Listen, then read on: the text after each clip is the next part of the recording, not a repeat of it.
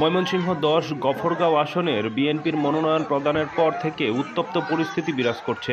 এর জের ধরে ২৭ ডিসেম্বর থেকে মনোনয়ন বঞ্চিত এবি সিদ্দিকুর রহমান ও মুশফিকুর রহমানের অনুসারীরা রেললাইন অবরোধ সহ বিভিন্ন জায়গায় অগ্নিসংযোগ করে ট্রেন ও গণপরিবহন বন্ধ করে দেয়। সোমবার দুপুরে মনোনয়ন বঞ্চিত নেতাদের অনুসারীরা একটি বিক্ষোভ মিছিল নিয়ে গফরগাঁও রেলওয়ে স্টেশনে প্রবেশ করে টিকিট কাউন্টার ভাঙচুর করে। এ সময় বিএনপির মনোনীত প্রার্থী আক্তারুজ্জামান বাচ্চুর অনুসারীরা তাদেরকে ধাওয়া করলে উভয়ের মধ্যে ইটপাটকেল নিক্ষেপের ঘটনা ঘটে।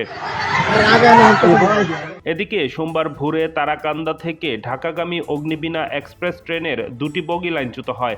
দুর্বৃত্তরা ২০ থেকে ২৫ ফুট রেল লাইনের পাত কেটে নেয়। এতে ঢাকা ময়মনসিংহ রেল যোগাযোগ বন্ধ থাকলেও বিকল্প হিসেবে ময়মনসিংহ ভৈরব রুটে ঢাকাগামী ট্রেন চলাচল শুরু হয়েছে। গফরগাঁও রেলওয়ে ও পুলিশ সূত্রে জানা গেছে, সোমবার ভোর ৫টা ১০ মিনিটে গফরগাঁও রেলওয়ে স্টেশনের ২ কিলোমিটার আগে শালটিয়া মাঠখোলা এলাকায় ট্রেন লাইনচ্যুত হয়। তারাকান্দি থেকে ঢাকা আন্তনগর অগ্নিবীণা এক্সপ্রেস হঠাৎ লাইনচ্যুত হয়। রেলপথের ওই স্থানে ২০ ফিটের একটি লোহার দণ্ড দুপাশ থেকে নাট খুলে সরিয়ে ফেলা হয়।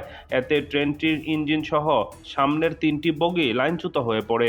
খবর পেয়ে ঢাকা থেকে উদ্ধারকারী ট্রেন সেখানে গিয়ে উদ্ধার কাজ চালাচ্ছে।